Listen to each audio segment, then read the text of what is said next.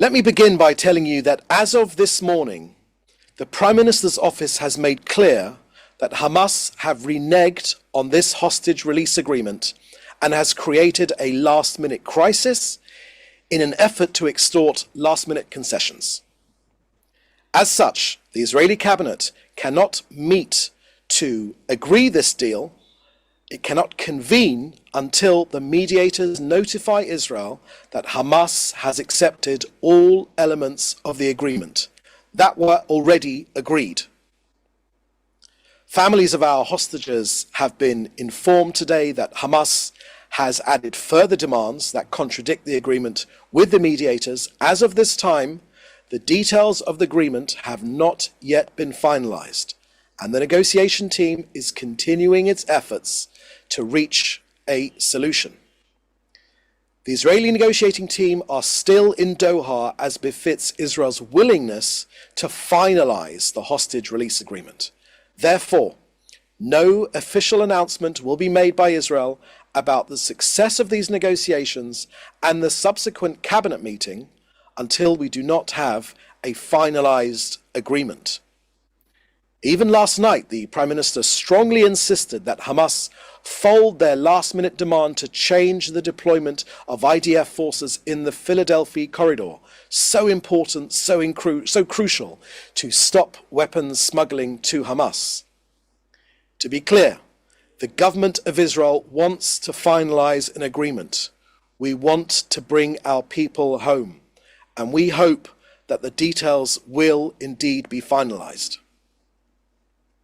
Now, if this agreement to release our hostages is finalized, it will demonstrate Israel's strength, Israel's humanity, and Israel's unwavering commitment to its citizens. It comes at a time when Hamas is at its weakest, and Israel has achieved significant strategic victories against those who threaten our nation and this region. Hamas has been decimated, their leadership has been eliminated, their rockets arsenal have been destroyed, their tunnel network has been compromised, their operational capabilities have been shattered. They are no longer the force they once were. And Iran, the driving force behind Hamas, have been dealt a severe blow, indeed many severe blows. Let me list them for you. Its nuclear ambitions have been set back. Its ballistic missile production has been disrupted. Its proxies, Hezbollah, the Houthis, and Iraqi militias have been deterred or neutralized. The Iranian axis of terror is collapsing.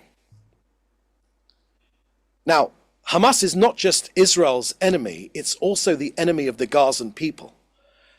They have used ordinary Gazans as human shields, deliberately maximizing civilian casualties to fuel their own propaganda. They steal humanitarian aid and they sell it back to Gazans at extortionate prices. They starve and exploit their own people. Their evil knows no bounds. But Israel is not just fighting Hamas. We are liberating Gaza from Hamas's tyranny.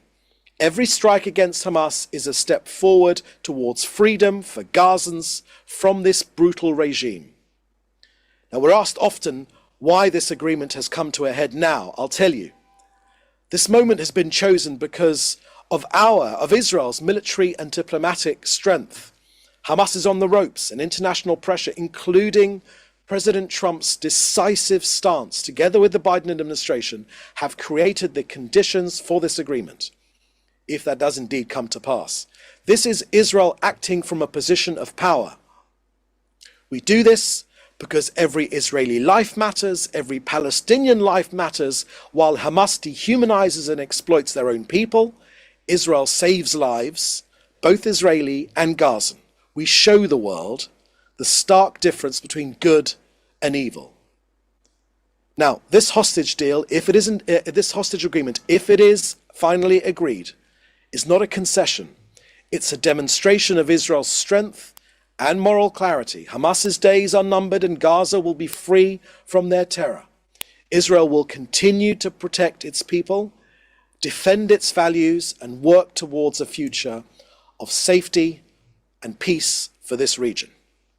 So that's the end of our briefing today. I will now take your questions. Please put them in the chat together with your news outlet, and we've got time for just 2 or 3 questions.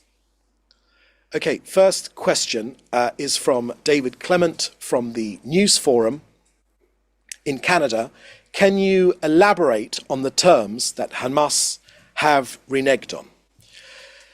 Thank you for that question. And there's another question from Hayley Bull asking the same question from Scripps News. I started off this briefing telling you that Hamas have made changes even after the agreement was agreed. Now, the mediators know this, they've confirmed this as well, and they're trying to exact further compromises from Israel. But we'll be very, very straight with you.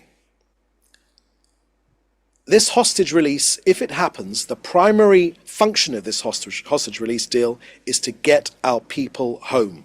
Those are the most important things to us. Israel has already said that it is prepared to make heavy compromises, painful compromises. And we have already said that. The US knows that, and all the other negotiators know that too.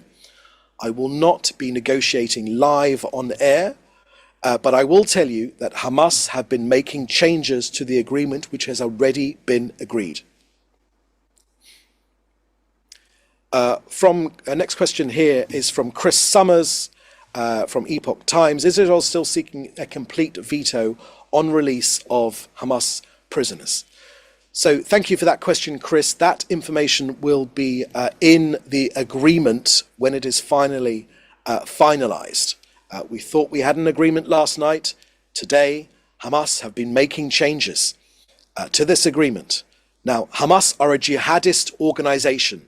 They are renowned for terrorism and for killing and for murdering families. They are not renowned for their keeping to deals.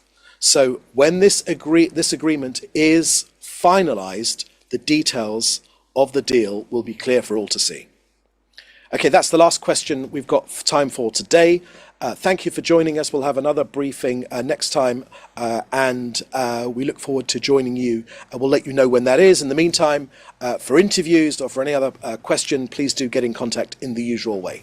Thank you for joining us, and we'll see you next time. Please do stay safe. Bye-bye.